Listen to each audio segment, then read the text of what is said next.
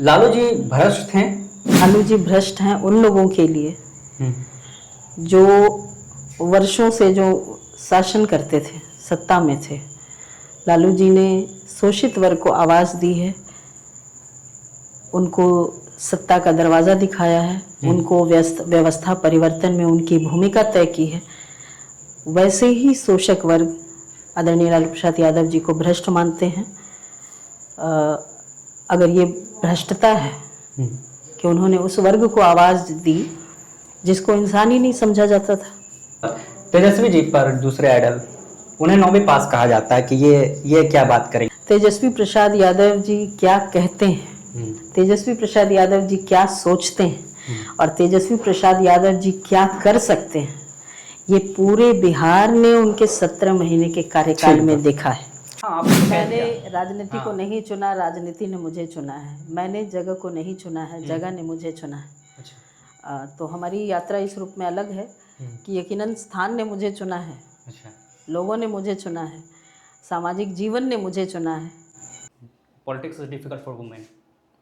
आपको जज किया जाता है आपकी एबिलिटी के लिए भी, एबिलिटी के लिए भी, आपकी जो एलिजिबिलिटी है, आपकी जो योग्यता है, उस पर भी संशय करते हैं प्रथम दृष्टया लोग। आप यात्रा कंटिन्यू कर पाएंगी इस पर भी संशय करते हैं लोग। और कहीं ना कहीं नकारात्मक लोग हर जगह होते हैं और अनफॉर्चुनेटली ज़्यादा होते हैं, जो आपको हर कदम आपके व्यक्तित्व को, आपकी कार्यशैली को हल्का करने, आपको कमतर आंकने, आपको कमतर बनाने के लिए एक टीम वर्क करते हैं। मैं मानती हूँ कि राजनीति में मेरा रहना, सामाजिक जीवन में मजबूती से आगे बढ़ना, इसमें आदरणीय तेजस्वी प्रसाद यादव जी की अपनी एक महत्वपूर्ण भूमिका है।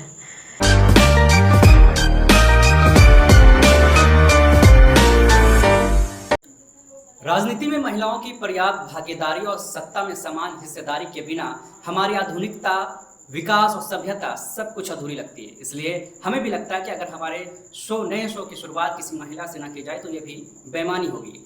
तो स्वागत है आपका हमारे नए शो पॉडकास्ट में।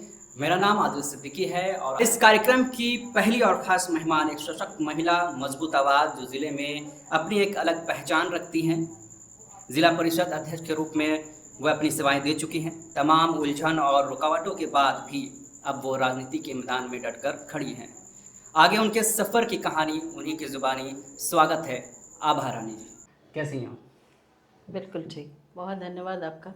कौन है आभा रानी? जहानाबाद ज़िले की एक आम महिला जो जहानाबाद के लिए एक सोच रखती है कि जहानाबाद कैसा होना चाहिए, जो संवेदनशील है अलग अलग विषयों को लेकर,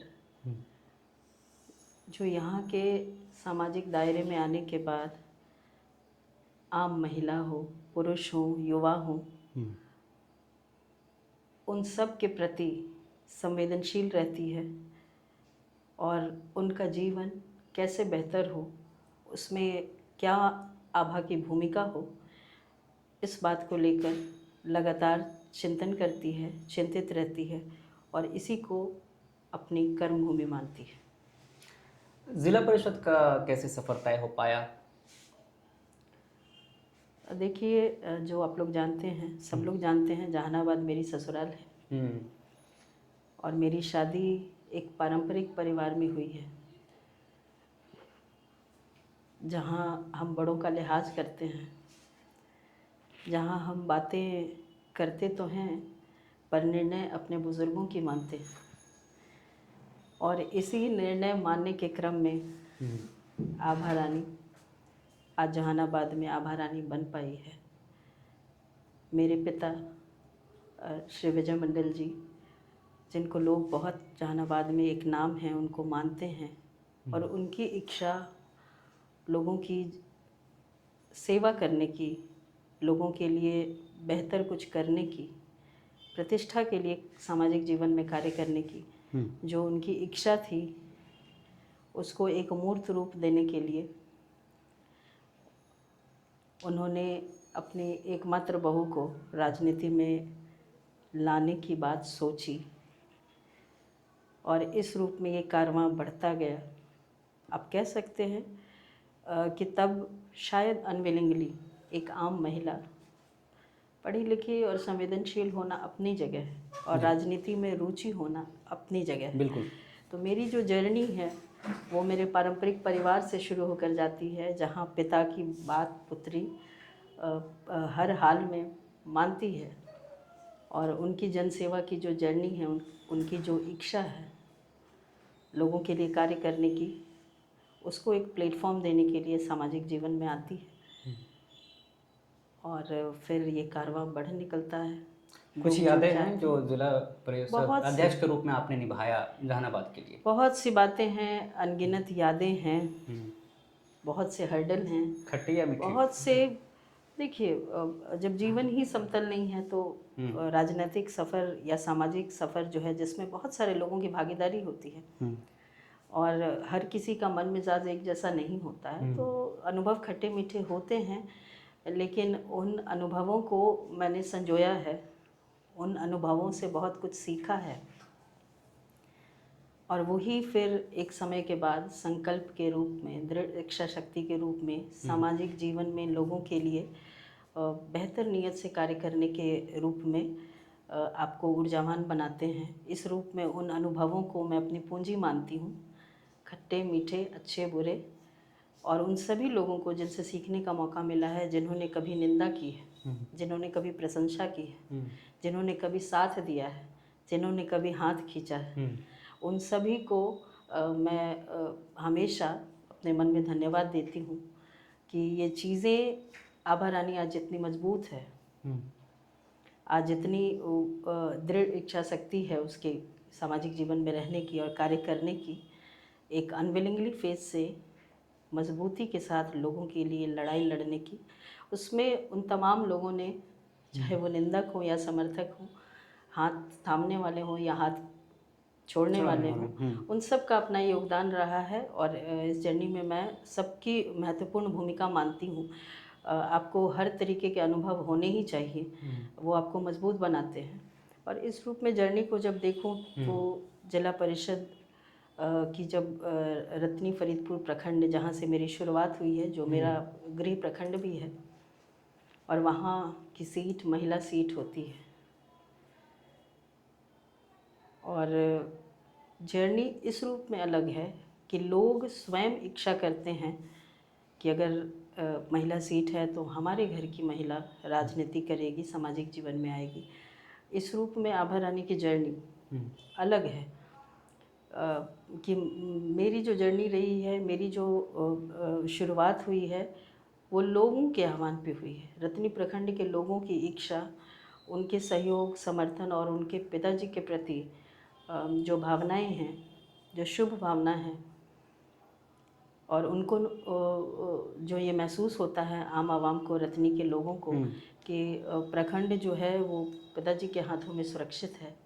लोगों की चॉइस होती है कि हमारे घर की महिला चुनाव लड़े। पिताजी सामाजिक जीवन में 20-25 वर्ष का उनका अपना संघर्ष रहा है सामाजिक जीवन में, और बिना कोई पद के लगातार हर समाज में, हर लोगों में उनकी अपनी एक पहचान है और सकारात्मक पहचान है।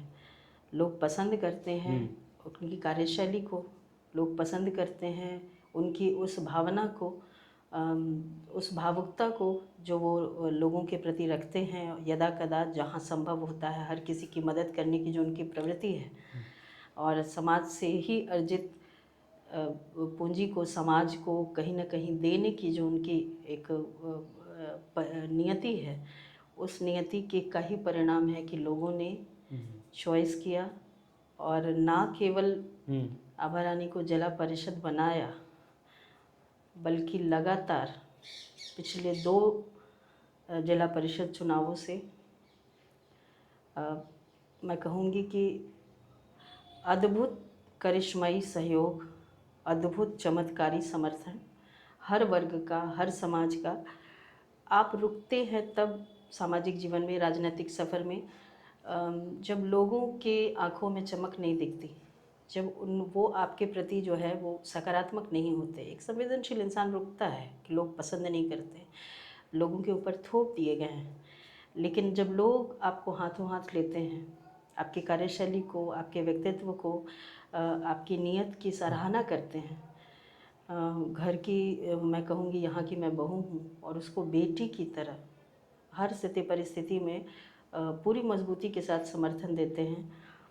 इस रूप में जिला परिषद के 2 लगातार टर्म में पिछले अब लगभग 10 साल होने को आए हैं। मेरी सामाजिक जीवन की यात्रा चली है। यात्रा में कई अनगिनत ख़ास बातें हैं जो आप जिले के और भी कई प्रतिनिधि हैं उनसे मैं अलग पाती हूँ, भाग्यशाली मानती हूँ कि लोग जुड़ते हैं, कारवां बनता है, लेकिन इसमें बरकरार रहना, ग्राफ आपके ऊपर होती है, उसको मेंटेन रखना, लोगों की आंखों में वही सम्मान, वही भावना जो यात्रा शुरू करने के वक्त आपने की थी, बल्कि यूँ कहूँ कि और ज़्यादा सम्मान, और ज़्यादा भावनात्मक लगाव, और ज़्यादा विश्वास प्रतिनिधि के रूप में उन्होंने दिखाया है। इस रूप में बहुत लोगों से मैं अपनी जर्नी अलग मानती हूँ और इसको करिश्मा ही कहती हूँ कि ईश्वर की एक कृपा है कि लोग इतना विश्वास करते हैं, इतना अगाध प्रेम करते हैं, इतना स्नेह देते हैं और हर वर्ग के लोग हों, हर समाज के लोग हों। इस रूप में आभा रानी की यात्रा अभी तक जारी है। क्या क्या कठिनाइयाँ आती हैं जब एक महिला जब उतरती हैं किसी प्रतिनिधित्व करने का किसी इलाके का, तो क्या क्या कठिनाइयाँ आती है, आप बता सकें? देखिए, एक महिला के तौर पर ना केवल सामाजिक जीवन में, आप किसी भी क्षेत्र में अगर मजबूती से आगे बढ़ना चाहते हैं तो कोई भी क्षेत्र समय मांगता है, अथक परिश्रम मांगता है। समय जो सबसे ज़्यादा कीमती है, अगर आप एक महिला हैं तो आपका एक छोटा परिवार भी होता है, उसको भी देखना होता है और उसके अलावा आपको being a women with dignity, with gravity, एक कदम जमा कर चलना होता है, क्योंकि इस पितृसत्तात्मक समाज में ये कहने की बात नहीं है, सभी लोग मानते होंगे कि बीइंग अ वुमेन आपको हर कदम जज किया जाता है। मैंने देखा है लोगों की आंखों में सवाल, मैंने देखा है कि लोग कहते हैं कि महिला है, पदाधिकारियों से बात कर पाएंगी, काम कर पाएंगी, क्या काम के लिए इनसे बात करना होगा, इनके बिहाफ पे बात कौन करेगा, समस्याएं आएंगी तो क्या ये हल कर पाएंगी। आज़ादी के 70 साल बाद भी ये चीज़ें हैं। हाँ, ये चीज़ें हैं, कमोबेश हैं। और जिस तरीके की जो टेक्सचर है हमारे ज़िले की, मैं कहूँगी कि एक हद तक रूरल बैकग्राउंड से हम लोग हैं, ज़िले के लोग, और यहाँ इस तरह की बातें आती हैं। आपको जज किया जा सकता है, आपको जज किया जाता है आपकी एबिलिटी के लिए भी, एबिलिटी के लिए भी, आपकी जो एलिजिबिलिटी है, आपकी जो योग्यता है, उस पर भी संशय करते हैं प्रथम दृष्टया लोग। आप यात्रा कंटिन्यू कर पाएंगी, इस पर भी संशय करते हैं लोग। और कहीं ना कहीं नकारात्मक लोग हर जगह होते हैं और अनफॉर्चुनेटली ज़्यादा होते हैं, जो आपको हर कदम आपके व्यक्तित्व को, आपकी कार्यशैली को हल्का करने, आपको कमतर आंकने, आपको कमतर बनाने के लिए एक टीम वर्क करते हैं। तो इस रूप में एक महिला के तौर पर मैं मानती हूँ कि एफर्ट डबल लगती है। यू मीन कि politics is difficult for women? अगर पहले के समय से देखें तो बहुत लिहाज से अब बेहतर हुआ है और बहुत कई मैं कहूँगी कि बिंदु ऐसे हैं, कई आयाम ऐसे हैं जहाँ परेशानी होती है, लेकिन आज की महिला सक्षम है उन चीज़ों से लड़ने के लिए। आभा रानी किस महिला से प्रभावित हुई राजनीति में?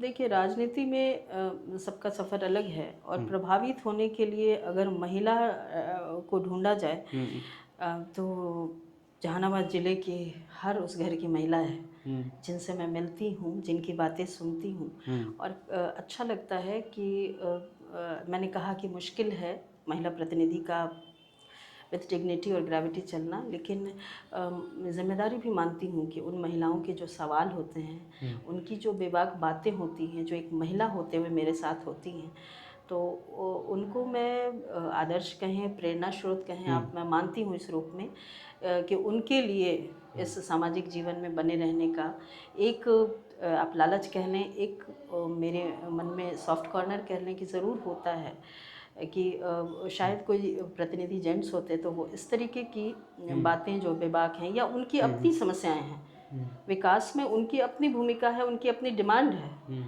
और एक महिला प्रतिनिधि होते हुए वो खुलकर जब बातें कहती हैं, उनकी क्या समस्याएं हैं, कोई उनसे पूछता नहीं। तो इस रूप में भी जिम्मेदारी महसूस करती हूँ और उनको ही प्रेरणा स्रोत मानती हूँ कि महिलाएं तो सुलझी हुई हैं, वो चीज़ों को समझती हैं, वो समस्याएं जानती हैं। प्रथम दृष्टया लोग सोचते हैं कि महिला घर में है, उसको क्या ही पता कि जिले में क्या है, लेकिन महिलाएं अपने लोकलाइज समस्याओं को जानती हैं और पहचानती हैं। उसके हल के लिए उनके मन में भी छटपटाहट होती है कि ये चीज़ें होनी चाहिए, ये चीज़ें ठीक कंडीशन में होनी चाहिए, सही बेहतर होना चाहिए। तो उस रूप में मैं सबको प्रेरणा स्रोत लेकिन मानती हूँ। आभा रानी जी को कब लगा कि ये चीज़ें होनी चाहिए, और फिर उसके बाद आपने कब डिसाइड कर लिया कि हमें राजनीति में जाना चाहिए? देखिए इससे पहले कि मैं ये सोच पाती कि राजनीति में जाना है, मैं राजनीति में आ चुकी थी। मुझे बाद में आभास हुआ हम्म, और एंट्री हमारी पहले हो गई। हम्म, मैं आ गई, नॉमिनेशन हुआ, लोगों से जुड़ गई, एक बहुत बृहद जीत पंचायती राज में जहाँ 100 और 100 से भी कम वोटों के अंतर पे हार जीत का मार्जिन होती है, बिल्कुल। और वहाँ एक बड़ी मार्जिन के साथ जीत, और हर समाज हर वर्ग का अ, वोट जब आपको मिलता है, वोट ही नहीं मिलता है, वोट के साथ बहुत अगाध स्नेह मिलता है, आशीर्वाद मिलता है, सपोर्ट मिलता है। तो उस रूप में शुरुआत हो जाती है। और जब यहाँ के लोगों से मिलना होता है, एक पढ़ा लिखा इंसान, एक संवेदनशील, एक विज्ञान के विद्यार्थी और एक मन से कवि, वैसे इंसान को बहुत कई मन में होते हैं बाधाएं कि भाई संवेदनशील हैं तो किस तरीके से राजनीति किया जाएगा, ये तो कठिनतर कार्य है। लेकिन यहाँ के लोगों ने इस चीज़ को आसान किया कि उनकी जो भावनाएं हैं, उनका जो लगाव है, उनकी जो बेबाकी है, और उनमें जो एक मैं कहूँगी कि इनोसेंसी है, अ, उसने प्रेरित किया कि लोग तो सरल हैं, लोग तो सहज हैं, वो तो अपनी बातें सही तरीके से रखते हैं, वो तो मान सम्मान करना जानते हैं, वो तो अगर आप सही नीयत से चलें तो आपको बहुत सम्मान देते हैं, बल्कि मैं कहूँगी कि जिस आप लायक हो उससे ज़्यादा सम्मान देते हैं। तो इस रूप में जर्नी आगे बढ़ी, मैं कहूँगी कि राजनीति में अगर बात करें महिलाओं को बढ़ावा देने की, तो क्या उपाय हो सकता है? तो राजनीति में देखिए उपाय तो हर चीज़ों में है, लेकिन राजनीति में मैं कहूँगी कि जब तक अगर जिला परिषद में महिला सीट ना होती तो आभा रानी जिला पार्षद नहीं होती, वो जिला परिषद अध्यक्ष नहीं होती, वो किसी पार्टी विशेष के लिए दृढ़ता से कार्य करने वाली कठिनतम वर्कर नहीं होती। तो इस रूप में मैं मानती हूँ कि उनकी हिस्सेदारी को, जैसे मैंने कहा कि मैं पढ़ी लिखी हूँ, लेकिन अनविलिंगली मेरी शुरुआत हुई, मेरी इच्छा नहीं थी। मुझे आप नहीं चाहती थी सापेक्ष राजनीति में? नहीं, इस सापेक्ष हमारी कोई सोच नहीं थी, अच्छा। मेरी कोई सोच नहीं थी कि राजनीति में आना है। ये एक पिताजी की सोच थी, ये उनकी इच्छा थी, ये उनका लोगों के प्रति लगाव और समर्पण था, जिसकी वजह से एक मूर्त रूप में महिला सीट के नाते मैं बढ़ी और कारवां चलता गया। तो मैं मानती हूँ कि महिलाओं को अगर प्रेरित करना है तो अनविलिंगली ही सही, उनकी हिस्सेदारी बढ़ानी होगी, उनकी हिस्सेदारी बढ़ेगी। प्रथम दृष्टया लोग कहेंगे, लोग कहते थे कि अब भाई जब जो पंचायत है, ग्राम पंचायत आप देख लें कि जब पंचायत जो है वो सबसे डेवलपमेंट का मेन टूल है डेमोक्रेसी में, पंचायती राज सरकार है, और उस सरकार में जो सबसे ग्राउंड लेवल है वही एपेक्स है डेवलपमेंट का, ग्राम पंचायत। तो महिलाओं ने वहाँ तक करके दिखाया है। तो महिलाएं, मुझे लगता है कि उनकी हिस्सेदारी अगर तय हो जाए तो विधानसभा, लोकसभा जैसे बड़े सदनों में भी देश के लिए, राज्य के लिए वो बेहतरीन कार्य कर पाएंगी। मुझे आपकी बातों से नीतीश कुमार जी जो मुख्यमंत्री, उनकी बातें याद आ रही है कि पहले महिला कहाँ पढ़ते थे, पहले महिला कहाँ आगे बढ़ते थे, हम ही ना किए हैं। ये सच है? देखिए, हम ही न किए हैं। अगर आरक्षण की आप बात करते हैं जी, तो इसमें 50% महिलाओं को आरक्षण देने की बात आरक्षण की बात अगर आप करते हैं तो ये प्रथम आवाज़ जो थी उठाई गई थी। आप रिकॉर्ड देख सकते हैं इसमें। जो प्रथम महिला मुख्यमंत्री हमारे राज्य के माननीय मुख्यमंत्री जो पूर्व हैं, राबड़ी देवी जी हैं, उनका योगदान रहा है इसमें। और सरकारें बदलती हैं, लोक कल्याणकारी कार्य किए जाते हैं, इसमें हर किसी की भूमिका है, मैं कह रही हूँ। लेकिन देखिए, जो आप पूर्व से देखिए, 90s की बात करिए, उसके पहले की बात करिए, तो एक दौर था जब सामाजिक जीवन को बदलना था। एक दौर है जब आर्थिक युग है, तो अब उस तरीके से बदलना है। तो समय बदल रहा है, उस लिहाज से हर चीज़ें बदल रही हैं। जैसे हमारे दादी परदादियों की जीवन शैली रही होगी, वैसी मेरी माँ की नहीं थी, वैसी मेरी अब नहीं है जैसी मेरी माँ की रही, और आने वाली पीढ़ी की भी नहीं। तो चीज़ें बदलती हैं, समाज बदलता है, ये सारी चीज़ें जो हैं वो परिवर्तन जो है वो शाश्वत नियम है। तो हर चीज़ें बदलती हैं और उस बदलाव के हिसाब से आज आप समाज को भी देखें तो कई आयाम और कई घंटों घंटों की बहस चलेगी कि क्या कुछ था और क्या कुछ बदला है। तो बदल रहा है और इन बदलते हुए चीज़ों में चीज़ें बदल रही हैं और इसमें भूमिका है। और मैंने कहा कि हाँ, पूर्व मुख्यमंत्री राबड़ी देवी जी की इसमें योगदान है। आप मानती हैं कि रिजर्वेशन मिलना चाहिए महिलाओं को? हाँ, मिलना चाहिए। अगर आप पीछे छूटे हुए लोगों की जोड़ने की बात हम करते हैं, सामाजिक न्याय ही हमारा जिस पार्टी विशेष से भी मैं जुड़ी हुई हूँ, राष्ट्रीय जनता दल से जुड़ी हूँ, तो सामाजिक न्याय की हम बात करते हैं। न्याय वैसे लोगों के लिए जो पीछे छूट गए हैं, जो दलित हैं, जो वंचित हैं, जो शोषित हैं। तो इन सभी कैटेगरीज़ में हर कालखंड में आप महिलाओं को पाएंगे।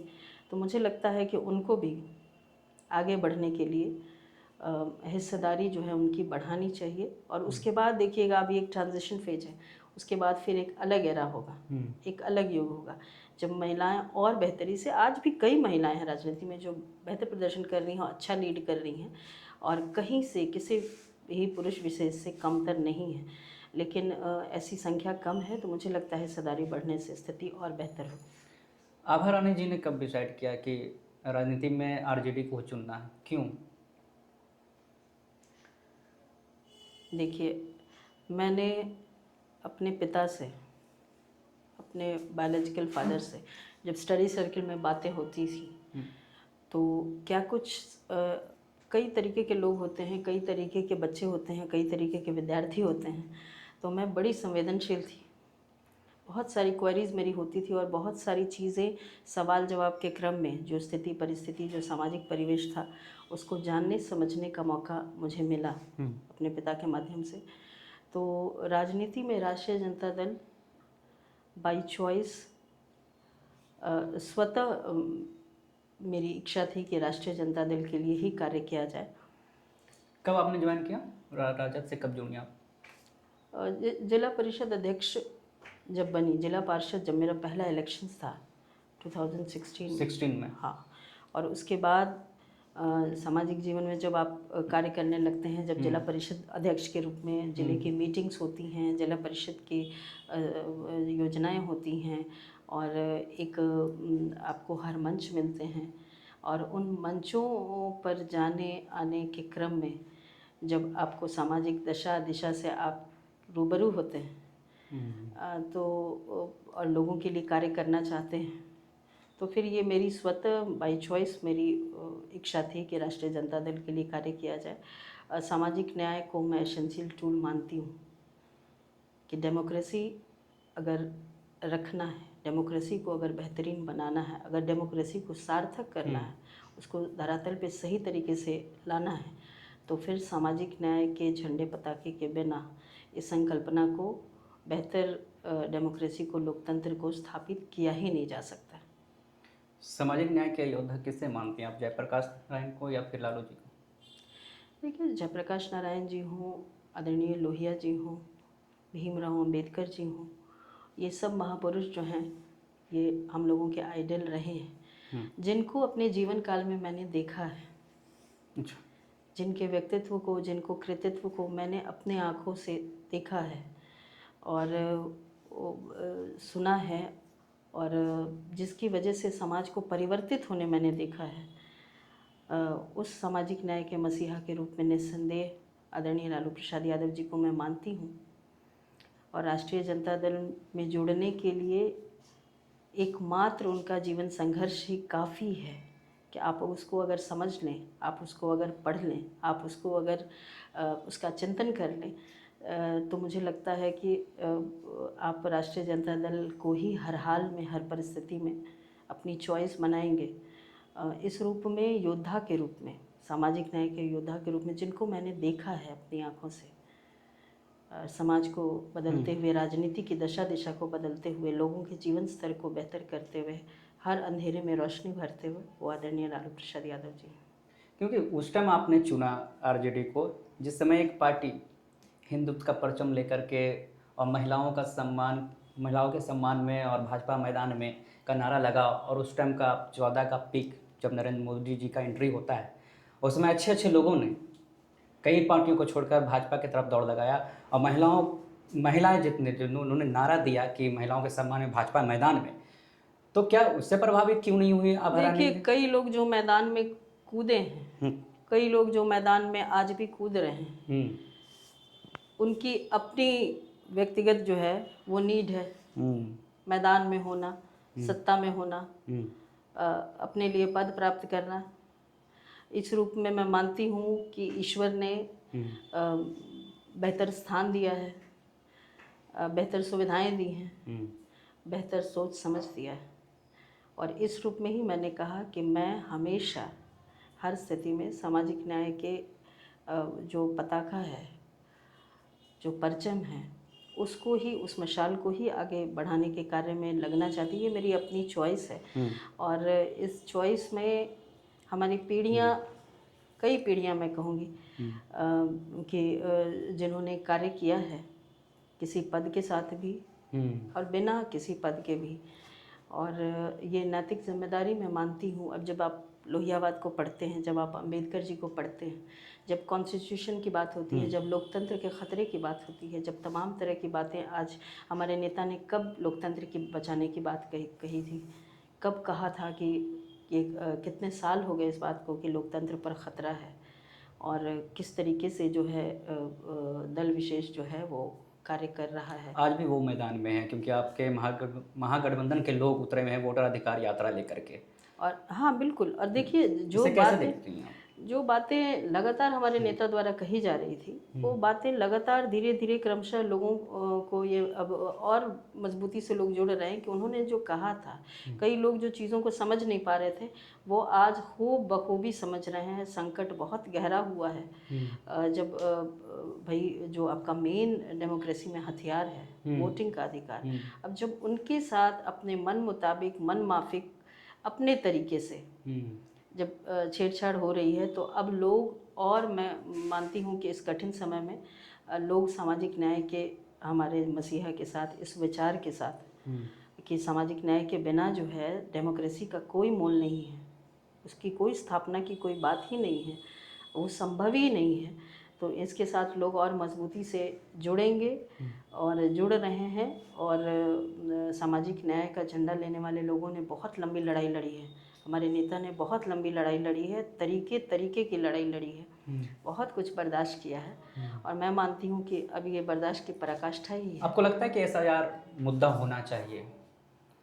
देखिए, SIR हमारे कहने से मुद्दा नहीं है। अब भारत का एक एक नागरिक,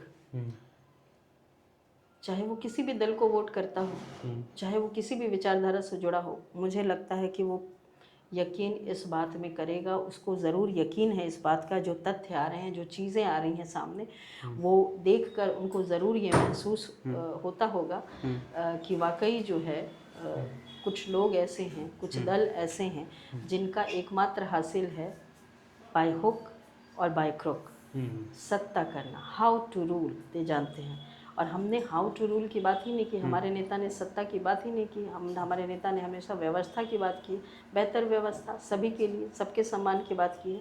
तो ये बहुत बड़ी मुसीबत जो है एसआईआर है, और ये मुद्दा है ही नहीं, ये एक मैं कहूँगी कि ये एक मजबूत जो है परेशानी कह सकते हैं आप इसको, एक समस्या कह सकते हैं, जिससे निपटने के लिए देश के हर युवा को, हर महिला को और हर पुरुष को, हर बुजुर्ग को ये लड़ाई एक बार फिर लड़नी होगी, अपनी आज़ादी की लड़ाई। लेकिन जदयू और भाजपा कह रही है कि आप लोगों के पास कोई मुद्दा नहीं है विपक्ष के पास, इससे खामखा का मुद्दा बनाया जा रहा है। देखिए, रिवीजन कहाँ नहीं होता? आपके समय में भी रिवीजन हुआ था। 22 वर्ष पूर्व के रिवीजन की बात कर रहे हैं। आज चुनाव का समय है, जो स्थितियां हैं, बिहार जिस तरीके का राज्य है, बिहार कितने कम समय में चुनाव में जाने वाला है, और इस तरीके से जिस तरीके से एसआईआर के कार्य किए जा रहे हैं, हमने एसआईआर नहीं होना चाहिए, पुनरीक्षण गहन नहीं करना चाहिए चुनाव आयोग को, ये बात ना हमने, ना आम आवाम ने, ना ही हमारे नेता ने, तेजस्वी प्रसाद यादव जी ने ये बात कही है। हमने टाइमिंग की बात कही है, हमने तथ्यों की बात कही है, हमने जो उनके प्रोसेस है, जो प्रोसीजर है, उसकी बात कही है, और उसमें जो गलतियां निकल के आ रही हैं, उसमें जो हो रहा है, आप एक वोटर का नाम ना जोड़ें, ये भी उतना ही बड़ा जो है उनके साथ उनका अधिकार हनन है, जितना कि एक जिंदा व्यक्ति को मृत बना के आप उसके वोट का अधिकार छीनते हैं। और बहुत सारी बातें परत दर परत खुल रही हैं, वो कौन लोग हैं जिनका वोट हट रहा है, वो कौन लोग हैं जिनकी डॉक्यूमेंटेशन की प्रॉब्लम हो रही है। तो ये वही सामाजिक न्याय की लड़ाई किसी न किसी रूप में फिर आज दूसरी पीढ़ी के नेता के पास हमारे, और दूसरी पीढ़ी के हम लोगों के पास फिर से वापस आई है, और लड़ाई हम लोग मजबूती से। चुनाव तक ही लड़ेंगे या फिर आगे भी जारी रहेगा? मैंने कहा कि हमारे नेता, जिस बाई चॉइस की मैंने बात कही है, उसमें गंभीर राजनीति, वैसी राजनीति जो खुद के लिए पद प्राप्त करने के लिए नहीं है, सिर्फ केवल मात्र नहीं है, जीवन लोगों के बेहतर के लिए है, सबके सम्मान की बात है, सबके सामाजिक प्रतिष्ठा की बात है।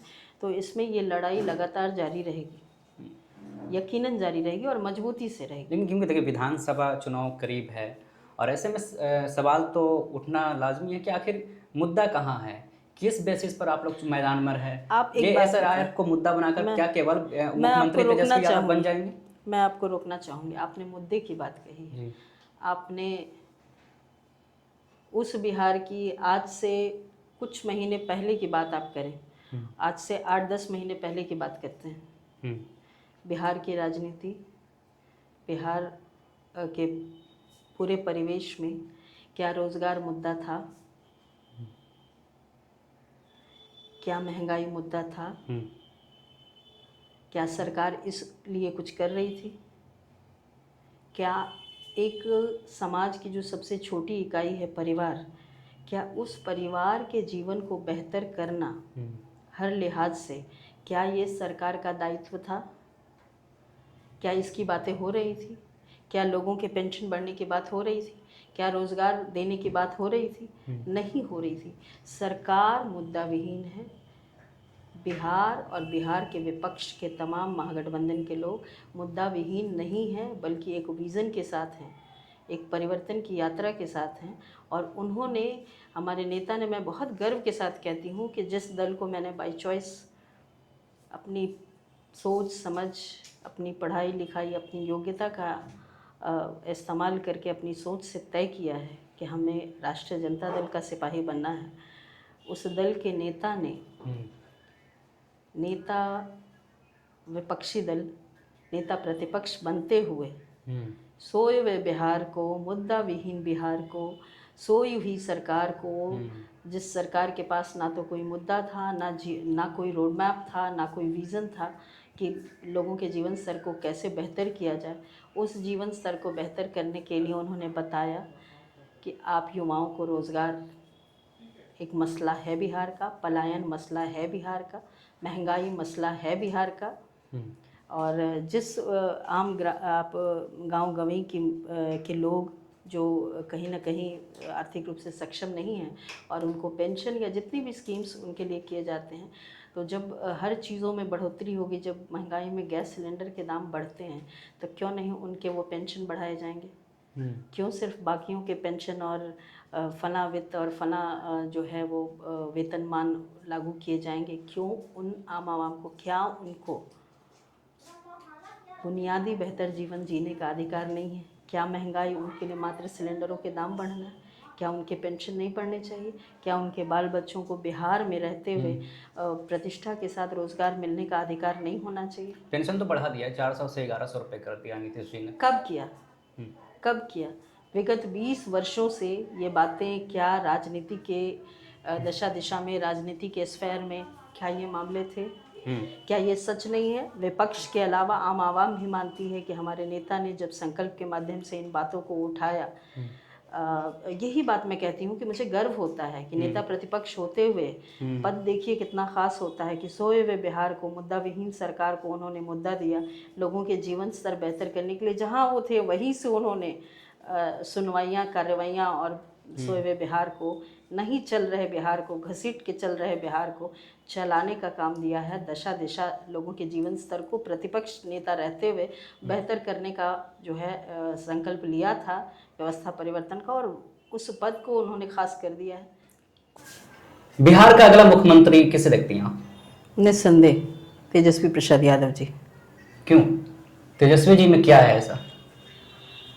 तेजस्वी जी में लड़ने की क्षमता है, निर्णय लेने की क्षमता है, और बिहार को आर्थिक रूप से बिहार को सशक्त करने की, बेहतर बिहार बनाने की का एक विज़न है, एक सोच है, जिससे हर युवा, हर महिला, आम आवाम जुड़ा हुआ महसूस करता है। आपको लगता है कि तेजस्वी जी अगर बतौर मुख्यमंत्री, अगर मुख्यमंत्री बन जाए तो राजनीति का दृश्य क्या होगा, और महिलाओं की स्थिति कब कहाँ देखती हैं अगर तेजस्वी यादव नेतृत्व कर रहे हों बिहार का? अगर आदरणीय तेजस्वी प्रसाद यादव जी बिहार का नेतृत्व करते हैं, जो यकीनन करेंगे, वो समय अब आ चुका है, और उनके नेतृत्व में महिलाओं के दशा दिशा की बात की जाए तो महिलाओं को हर बेहतर अवसर मिलेगा, ये मेरी मजबूत धारणा है। और हर क्षेत्र में उनकी हिस्सेदारी बढ़ेगी, हर क्षेत्र में स्वाभिमान के साथ, सम्मान के साथ उनका सामाजिक जीवन में हो या जिस भी बिहार में हो, उनका योगदान बेहतर होगा, ये मैं मानती हूँ। अभी क्योंकि विधानसभा चुनाव नज़दीक है, ऐसे में टिकट बंटवारा हो सकता है कि 1-2 महीने में हो भी जाए, क्या लगता है कि इन बातों का ख्याल राजद रखेगी? देखिए, राष्ट्रीय जनता दल, मुझे लगता है कि हर उन बातों का ध्यान रखेगी जो राष्ट्रीय जनता दल के लोगों को विजेता बनाने के लिए और सरकार में प्रबल रूप से उनकी संख्या हो, इसमें हर मानदंड, हर आयाम, हर कसौटी को कसा जाएगा, परखा जाएगा और तब चयन किया जाएगा। मैं ये मानती हूँ तेजस्वी प्रसाद यादव जी का जो निर्णय है, अभी तक की जो उनकी जर्नी है, उसमें एक दृढ़ता है, उसमें एक निर्णय क्षमता है, और उसमें सबको सम्मान के साथ बेहतर बिहार के लिए कार्य करने की जो उनकी अदम्य इच्छा है, उस रूप में मैं मानती हूँ कि हर कसौटी पर खरे उतरेंगे और उसी तरीके के लोगों का वो चयन भी करेंगे। हर आभा रानी जी महत्वाकांक्षी हैं? एक हद तक महत्वाकांक्षी होना हर इंसान के लिए मैं मानती हूँ कि ज़रूरी होता है। अगर आपकी महत्वाकांक्षा नहीं होगी, अगर आपकी कोई सोच नहीं होगी, अगर जीवन के प्रति कोई इच्छा नहीं होगी, दृढ़ता नहीं होगी, तो आप बेहतर कार्य नहीं कर सकते, मैं मानती हूँ। तो आभा रानी जी का क्या विचार है? वो मेन स्ट्रीम पॉलिटिक्स में आना चाहती हैं या आएंगी या आ चुकी हैं? तो मैं मानती हूँ कि जिस फेयर में हूँ वहाँ भी मैंने जो है वो मेन स्ट्रीम पॉलिटिक्स की तरह ही कार्य किया है, और विश्वास है कि जिस तरीके से मजबूती के साथ मैं कार्य कर रही हूँ, आगे के भी कई पायदान यकीनन लोगों के लिए, जनसेवा के लिए मौका मुझे मिलेगा, ऐसी मेरी आपको उम्मीद है कि मौका मिलेगा? मुझे विश्वास है इस बात का। आभा रानी जी तैयार हैं अ, क्षेत्र का नेतृत्व करने के लिए? मुझे लगता है मुझसे पहले यहाँ के लोग तैयार हैं अच्छा। और आभा रानी इस रूप में तैयार है कि लोग तैयार हैं, लोग चाहते हैं कि जनसेवा का एक मौका मिले।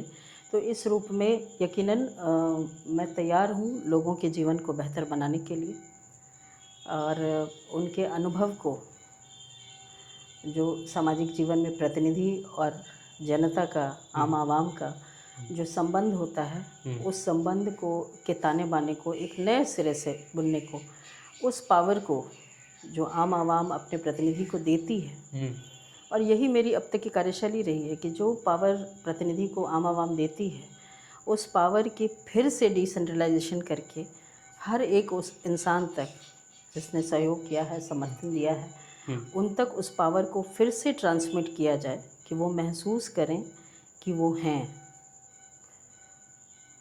वो महसूस करें कि वो आज भी पावरफुल हैं। उन्होंने अपना पावर किसी को दे दिया, किसी को आगे कर दिया और उसके बाद पावरलेस हो गए। इस व्यवस्था को मैं बदलना चाहती हूँ, इस संबंध को मैं बदलना चाहती हूँ और आम आवाम और जनप्रतिनिधि का जो संबंध है वो बेहतर हो, वो निकट हो, वो निकटतम हो। मुझे लगता है कि हर राजनीति करने वाले, सामाजिक जीवन जीने वाले का अल्टीमेट गोल यही होना चाहिए। इस रूप में आभा रानी जी का क्या ग्राउंड होगा, फील्ड कहाँ पर, अगर आपको मेन स्ट्रीम में, बिहार के मेन स्ट्रीम पॉलिटिक्स में आकर के बैटिंग करना हो तो वो फील्ड कौन सा होगा? जहानाबाद ही होगा?